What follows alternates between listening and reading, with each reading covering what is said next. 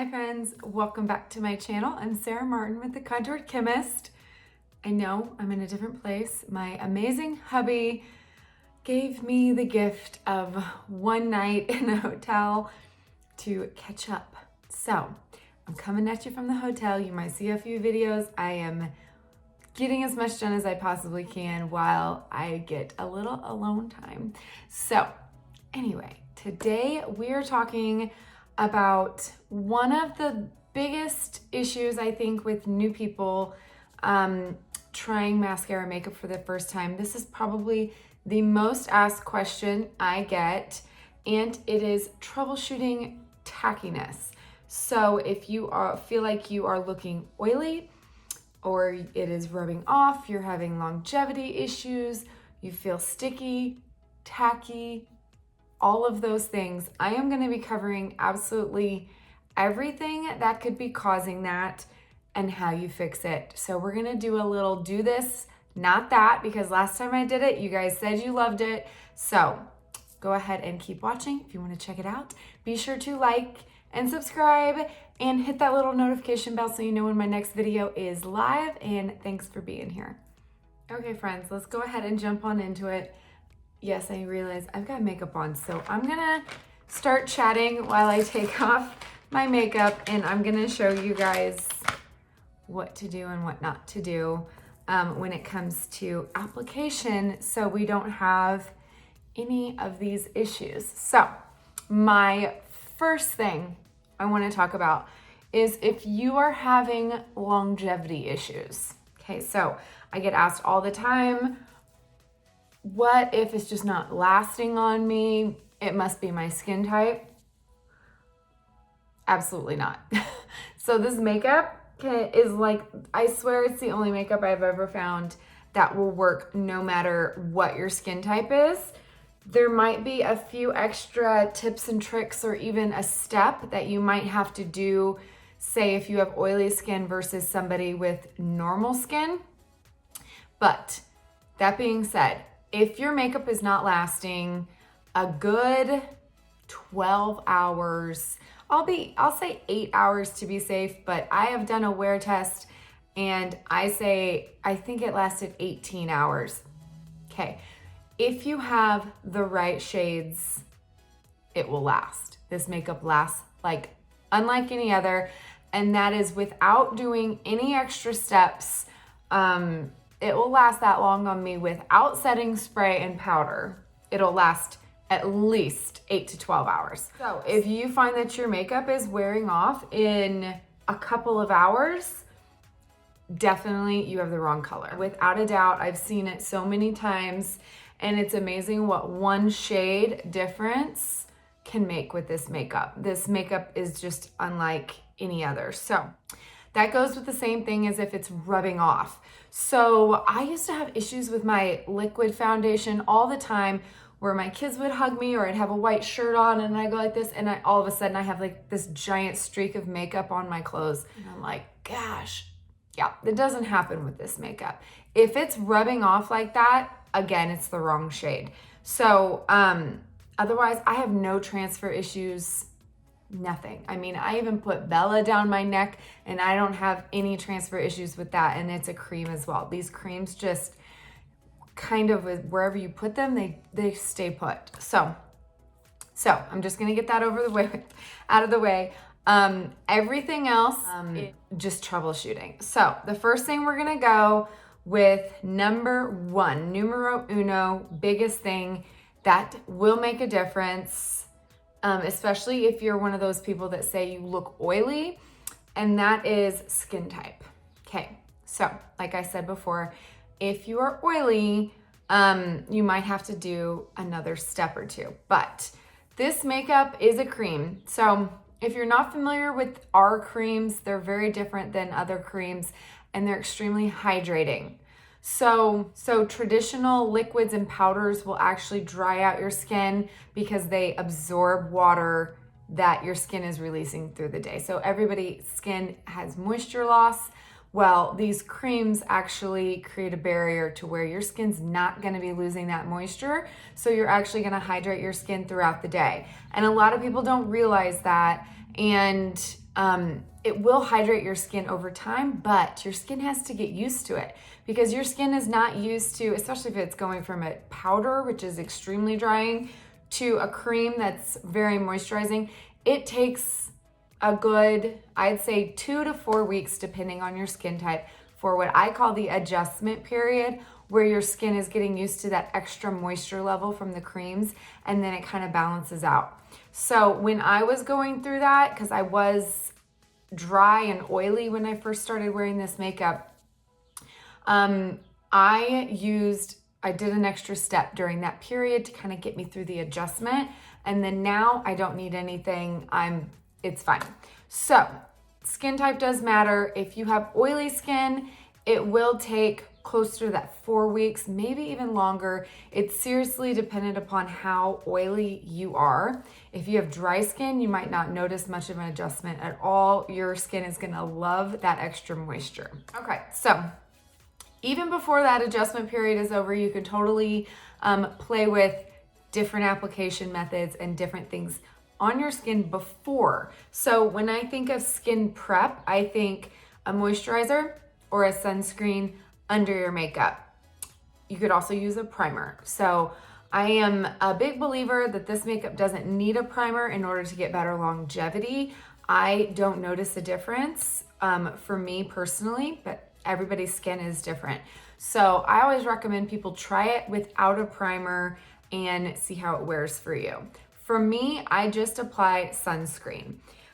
If you are super dry, you could totally go in with a moisturizer in the morning as well. So I use my milk cream at night, and then I don't moisturize at all in the morning except for my sunscreen, and I get mine from that. So one of the biggest things with having that issue of feeling oily, if you go in with a heavy cream like our milk, so I'm gonna go ahead and do not that on this side.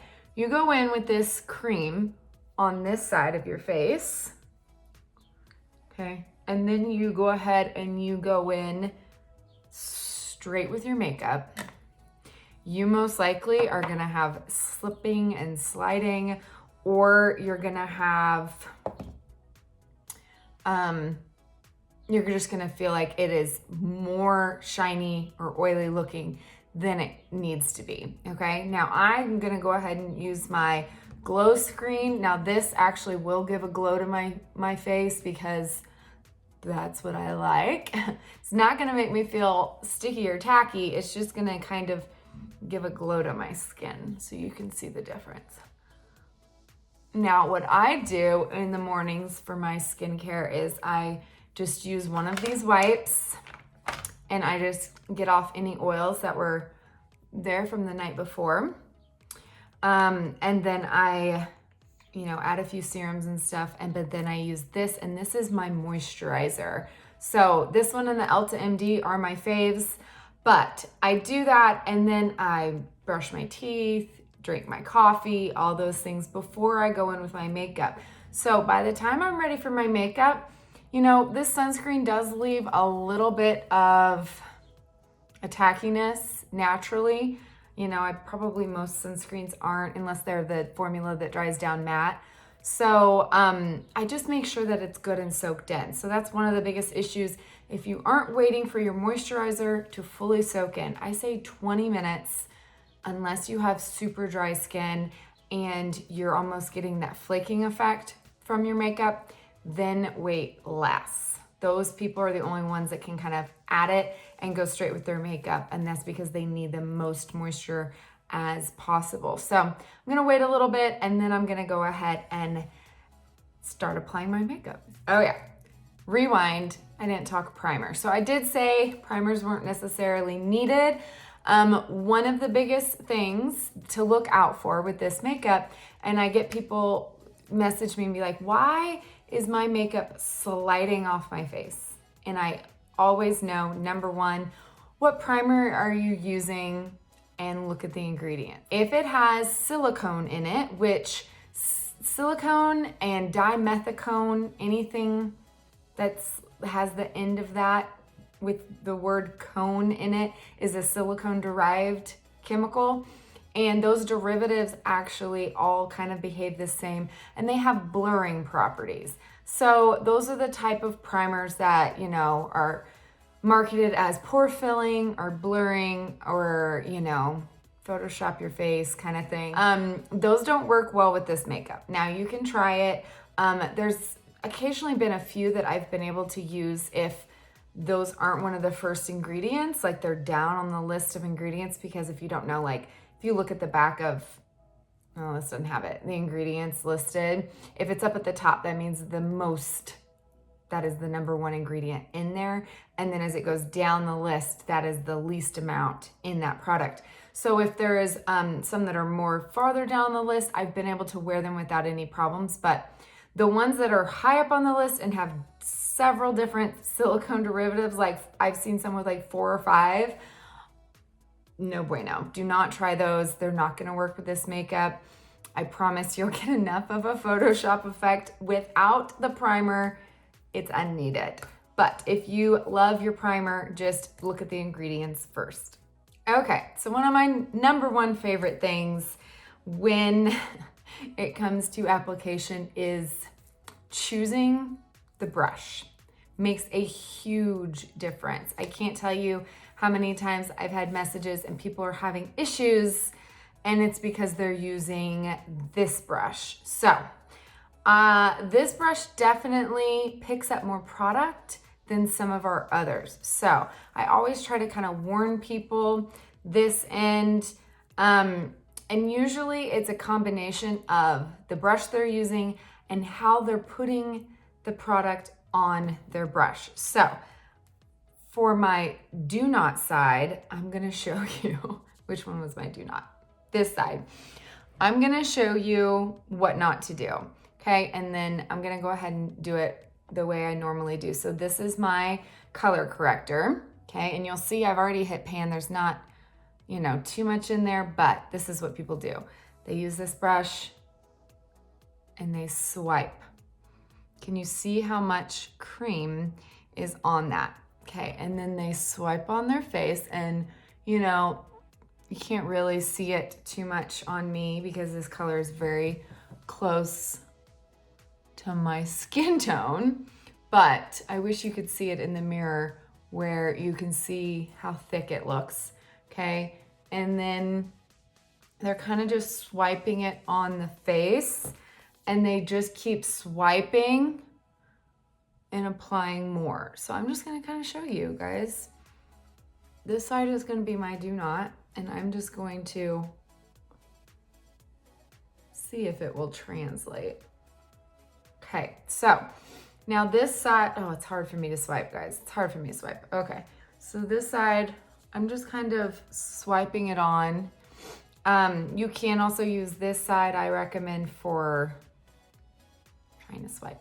For pressing it. Oh gosh, I wish you guys could see. Do you know how much product that is? Oh my gosh, that's a lot. That's probably enough for my entire side of my face.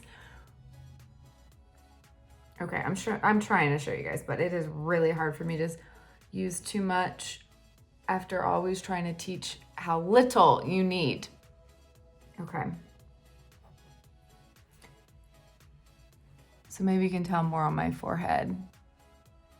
When you swipe into the cream and you swipe it on and you can actually see it, you have too much product. You think light hand.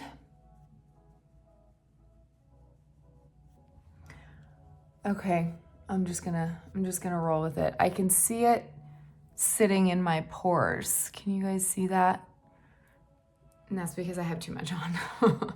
Okay, so I'm already feeling sticky on this side. Perfect. So that is the 30-second. Honestly, I'll be completely honest. You guys know I'm always honest. It's not my favorite brush for beginners. And I know it's designed for like one brush to do your full face, and I do love that. It's great for on the go. But for beginners, I feel like it just picks up so much product. It's hard to use. This side is great to contour with. This side is great to press it kind of under the eye. but as a full face brush, it's not my first choice. Okay, the same kind of goes with this brush. You guys know I use this brush on the daily. I love it. It's super dense, so the same thing kind of goes. If you pull and sweep, look how much cream is on that. Can you see it? It's literally, oh, it's sitting in my pores so bad. Okay, so we're just gonna roll with it. We're just gonna roll with it. Okay, Buffy, again, it's more of a full coverage brush in my opinion, and it's not my favorite for beginners. So let's talk which brush I do recommend for beginners, and that would be the B squared. So yes, this was technically designed for blush and bronzer, but this end makes application so much easier when you're first starting out. I can't even tell you. Okay, do not sweep or swipe. Swipe or no swiping. No swiping, okay? We are simply, and I'm gonna use the same color for purposes of demonstration, okay? I'm just going to touch it, okay? You still get plenty by just touching, but you're not globbing it on your brush. Now, I can kind of press this on, probably see it, okay? Let it warm up with my face, okay? And then I can buff it into the skin.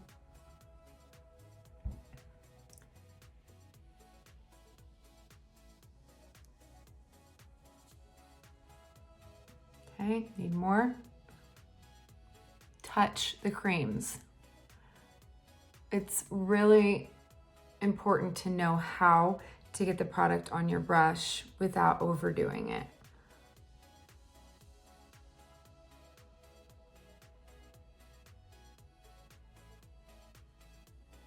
Okay. Touch. That's it. That's enough for my entire forehead. Whereas one swipe from this side was probably enough for my entire face. Okay, now I'm gonna go ahead and use my finger. That's one area for under my eyes. I feel like the brush doesn't get way up in that inner corner like I like, which is where I'm purple. So I will kind of use the warmth of my finger there to give me extra coverage. And then I like to press on a little bit more right on my hyperpigmentation and any blemishes. Okay, so favorite brush for layering shades by far. If you're like me and use a color corrector, buff it on, and I'll show you how we can go to layering. So that's my next thing, is how to get full coverage. So I feel like a lot of people would do what I did over here, which is just kind of using lots of product all at once and swiping in, and then just keep, going like this until they feel like they have good coverage. Now, if you can tell, I don't know if you'll be able to see it or not, I do feel like I have more coverage on this side than this side, okay?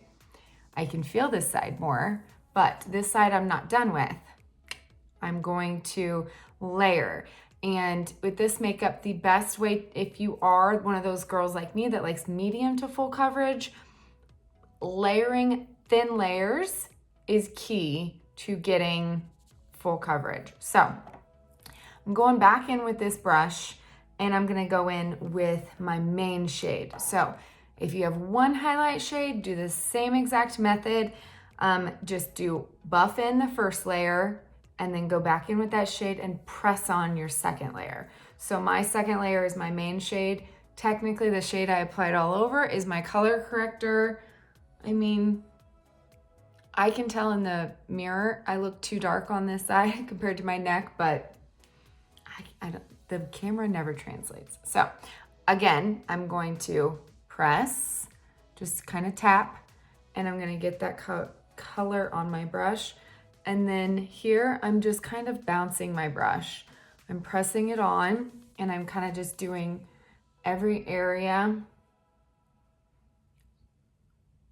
with like one tap into the cream.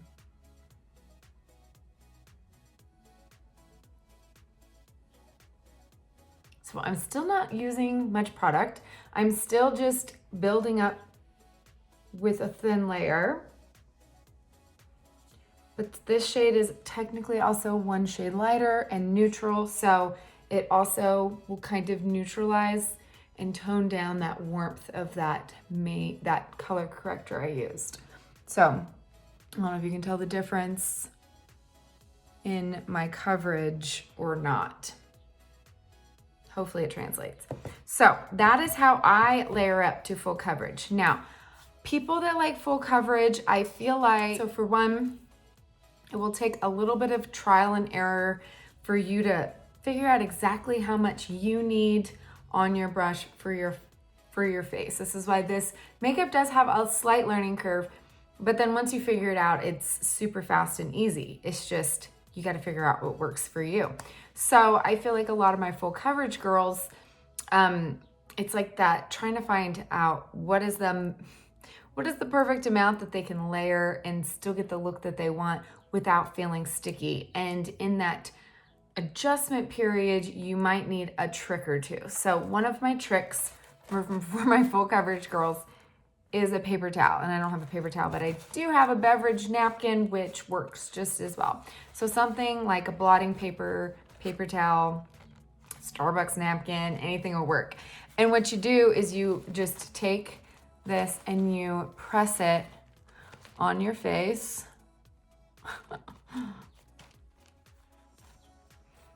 And I don't really see anything coming off, but yeah, maybe I can see a little bit.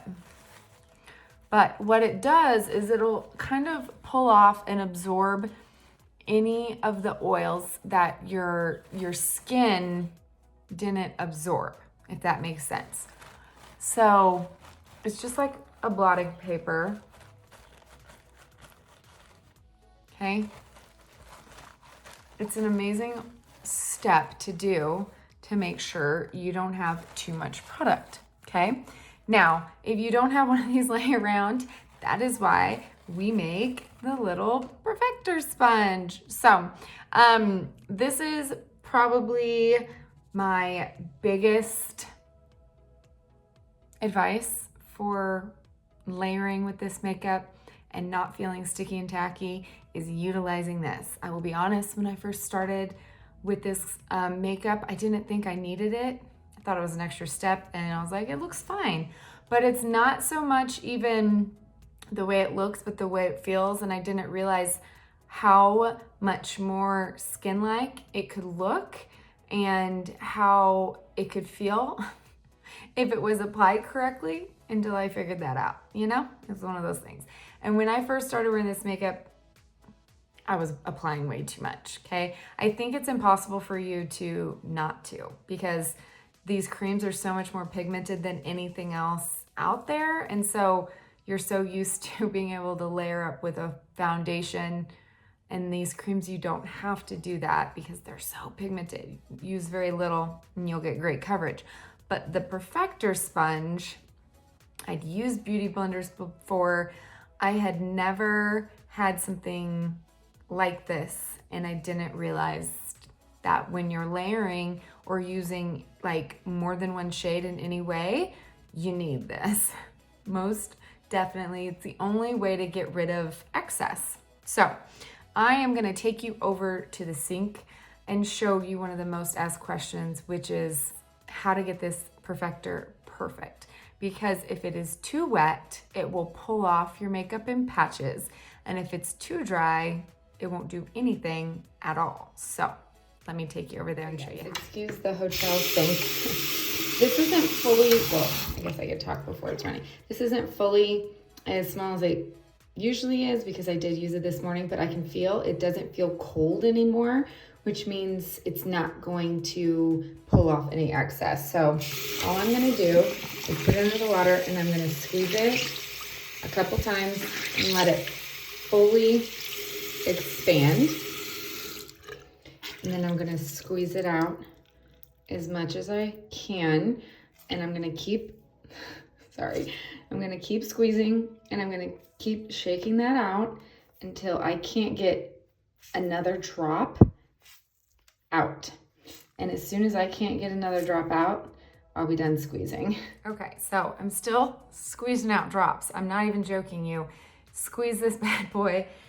I can still get some out and I keep shaking it out till I can't get any. Okay, then the next step is putting it in a very absorbent towel. In fact, at home I like to use tea towels because I feel like, you know, flour sack, that kind of stuff, they absorb even better than these hotel towels do, but I'm gonna do with what I got.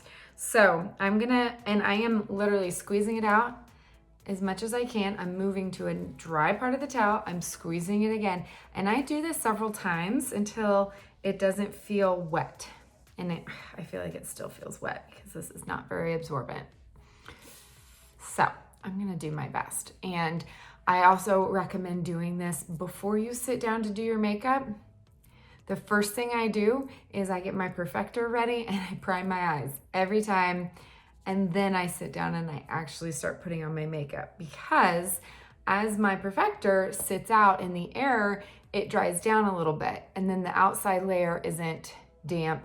It's just, I always describe it as cold. It shouldn't feel wet. It shouldn't leave any kind of water on your skin, or it's gonna pull off too much. And you almost have to like reapply your makeup because it pulls it off in patches, and nobody wants that. So the Perfector is perfect. Okay, I would wait, but it's time. So in order to get off excess, it's very important that you use it right. Okay, we are not gonna swipe or pull while against the skin in any way. You're literally pouncing, okay? You're gonna press, lift, and pull, okay? That is what takes off excess without messing up your makeup. So I simply just kind of bounce it all over my face. Okay, this side I'm not gonna do that so you guys can see the difference. So if you are like me and use a color corrector, I actually do recommend using this at every layer, especially if you're brand new. I always tell in my color match emails, I tell you exactly how to apply it. You buff in that first layer, you use your Perfector, get off excess, then you press on your main shade, okay? I'll give you detailed instructions for sure.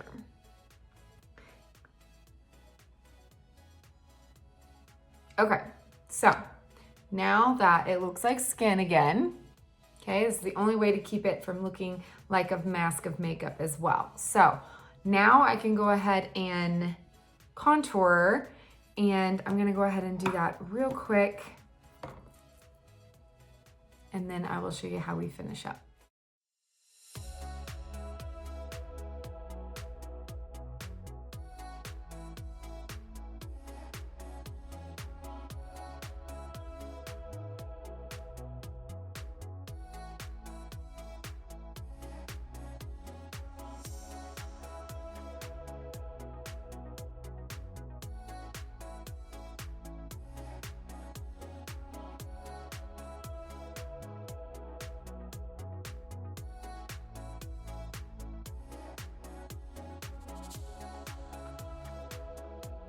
So we went ahead and I contoured. If you need to blend, go pick up that brush and kind of just press it on. Okay, now it's time to accent brighten. So I know I said I did not recommend this for beginners, but I like to accent brighten with this. I feel like accent brightener is one of those things, again, you don't want to pick up too much, or that's just going to settle in fine lines. It really doesn't have anything to do with looking tacky or feeling tacky or looking oily. I feel like it more has to do with aging you or making you look like you have heavy makeup on. Nobody wants that either. So same principle applies. I simply tap and then I press on.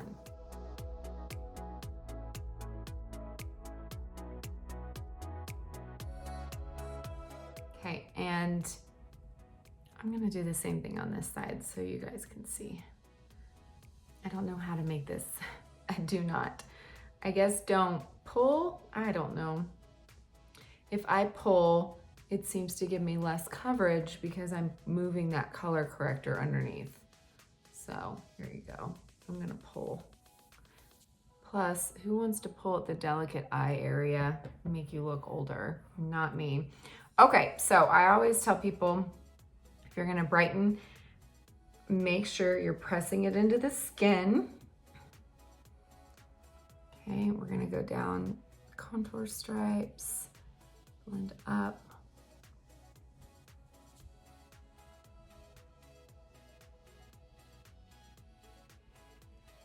Okay, now here is where the Perfector is even more important. If you could see up close, I don't know if you can see it. It is sitting on top of my skin. If you can see it sitting in your pores, you need to use this, okay? So I always kind of press it in with my brush the most I can first, and then again, I'm pouncing with this. And when it comes to accent brightener, like, I don't recommend even using an accent brightener if you don't have a Perfector sponge.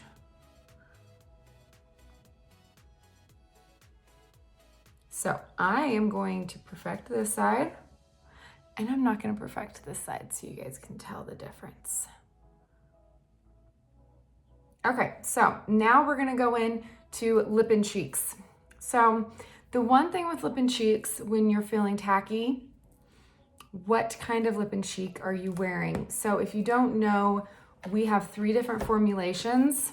I don't even have them all in here, but we have 3 different formulas, okay? We have glosses here on the bottom, and then I have some satins here in the middle, and then these are mattes up at the top. Do you see the difference? These are really shiny. These are pretty much right in between the two, a matte and a glossy. And then the mattes are fully matte, no shininess whatsoever. But our glosses and satins, if you're not used to them, can leave your cheeks a little tacky. I will be completely honest. Now, I like the glowy look on my cheeks. That's kind of my goal. So it doesn't bother me at all. And I don't touch my face much. Actually, I don't touch my face at all during the day. So I don't notice at all. But I have clients who can't stand that feeling on their cheeks. So to those people, stick with a matte, okay? And mattes are probably great to start with when you're first starting with this makeup. And then I usually tell my girls to try a satin before they go with the glosses. Now, if you're just using it on your lips, then it's no issue. But for your cheeks, you can even layer if you are getting just too much of that tackiness from just using one. So I'll show you kind of what I mean. So let's say I am gonna go in just with a glossy on this side. Let's try Desert Sunset, okay? Real natural. This is glossy, okay? I'm gonna go in with glossy. Now, in order to get the most pigmented, that's pretty pigmented. The lip and cheeks do die down a little bit, but for a natural look, I think that looks gorgeous. But if you're trying to get really a lot of pigmentation, our glosses are a little more sheer. So when people are really layering to get more and more pigment, because most of our colors you can really build up for more pigmentation. But with glosses, it's gonna make you even stickier, okay? So in order to get a similar look, this is what I would recommend. So let me show you. Let's do something similar. Let's do nude, which is nude, but it is a matte, okay? So I'm gonna use nude on this side. Okay, and then in order to get that same kind of glow to the cheeks that I have on this side, I'm just gonna use one dab of that Desert Sunset and add glow. Now, the difference is this side I feel and this side I can't. So no joke, like this side, it's sticky and this side is not. Hopefully that demonstrated it because I can totally tell a huge difference on my face. So if you like the glow, but you don't want to feel sticky or tacky, use a matte first, get that pigmentation the way you want it, and then just layer a tiny amount of that gloss to give your cheeks that glow that we all want. One great example to use is Sunshine State, which looks super pigmented, but it's actually a really sheer, just kind of golden gloss. It's one of my favorites. It's one of my favorites to layer over any other shade, for sure. Okay, so after we're done with lip and cheeks, we can go ahead and illuminate. Actually, no, rewind.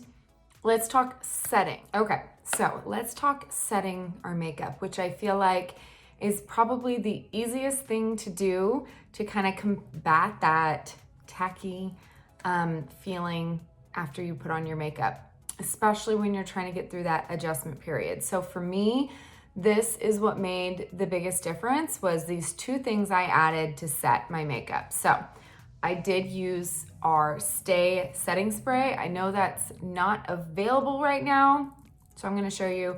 I have a couple of favorites. One is the Scandinavia and the other one is the Urban Decay All Nighter, which I'm sure most of you have heard of. So this is just magical to kind of set the creams in place, and then we will get rid of the tackiness. So if you're not familiar with setting sprays, these usually do kind of leave your skin dewy and glowy. All right, so the rule of thumb is usually if you want to look glowy, spray last. If you want to not look as glowy and you want more of a matte finish, you powder last. So if you are feeling shiny or tacky or dewy or any of those things, you want to spray. I did not know that. Did you guys know that Urban Decay All Nighters by Scandinavia? No wonder those are both my favorites. Oh my gosh, I just had an epiphany. That is so crazy. I just tested setting sprays and these two came out on top, and it's because they're made by the same people. Sorry. Okay, back on, what was I saying? Squirrel. Okay, so to not give you that dewy, tacky finish, we're gonna first set it in place with this. It's gonna keep our makeup staying all day. Okay, and then we're going to powder last. And powder is the one thing that will take away that sticky feeling. If you are a matte girl, you like a full face of matte, I recommend a loose powder and just kind of press it on, let it sit for a second, take a big fluffy brush and brush it away. I'm not a big powder person. I like the glowiness. So I am gonna just use my Vanilla Dust. So Vanilla Dust is a very finely milled powder. It's one of the few I can use under my eyes. So I love our Power Powder Brush because it's got this cool angled brush. I can simply touch that powder and I can apply it under my eye, and it's not gonna be too heavy to make me look. It's gonna stop the creasing and it's not gonna age me pretty much. Now on this side, I did not use the Perfector. Can you see? It already starting to collect in my lines. Okay, so that's another kind of side effect of not using the Perfector and using too much creams is you're gonna get, can you see that getting in my smile lines? It's gonna start collecting in those areas. Then when you put a powder on, that is where you can get into looking cakey. So the biggest thing with cakiness is if you have too much product on and then you put on a powder, or you use too heavy of a powder, and all that's gonna just lead to cake. So that's why we gotta use this bad boy. We use powder sparingly, but when I first started wearing this makeup, I did powder all over. So you can totally use this And what I just recommend is just kind of pressing on in your highlight areas. Now, if you want to get rid of that glow, you can totally powder over that as well. What I recommend is just kind of using a little bit on a brush and kind of just dusting over it so it doesn't dull down your blush too much. If you find that it is, now ours is a translucent powder, but not all powders are. Some are heavier and less translucent, so they're going to almost give coverage as well. Those I recommend really going heavier with your blush, because then when you powder over that area, it's gonna really tone down that color, and you wanna still be able to see it. So I'm just gonna kind of powder slightly on this side because, let's be real, I don't want it to look cakey over here. And there you go. Let's recap real quick. So your skin type matters. Give yourself time to adjust before you decide, oh my gosh, this makeup is too heavy or making me look oily. If you are oily, if you are super oily, use an oil blocking primer. That helps a ton. They even make setting sprays that are made for oily skin that will give you more of a matte finish. That can help as well. But don't give up on it if you're not getting perfect results after a couple of tries. It really does take a good 2 to 4 weeks, trial and error. Getting through that learning curve for application itself can take a little bit of time, but then once you master it, you're gonna be golden, because you're gonna be saving time and money in the long run, I promise. Make sure you're giving your moisturizer or primer ample time to soak in. Make sure you're not swiping into the creams. Just try tapping, try buffing onto the skin in order to give thin layers. Try a new brush if you haven't. Make sure you are using this. So good, I promise. I promise. If you have been wearing this makeup and you have not used a Perfector sponge yet, get one and you will not regret it, because it is amazing, the results when you use this correctly. So get your Perfector sponge, make sure you are powdering last using that setting spray, and try a matte lip and cheek. So I hope those tips helped. I hope you can kind of tell some sort of difference, and this lighting isn't too bad. Thanks for joining me in my hotel room. If you need help with your makeup or just need a color match, please holler at me. In the description box below is my link for my color match and my questionnaire, and I'd be happy to help you out. Thanks again for watching. Love you. Bye.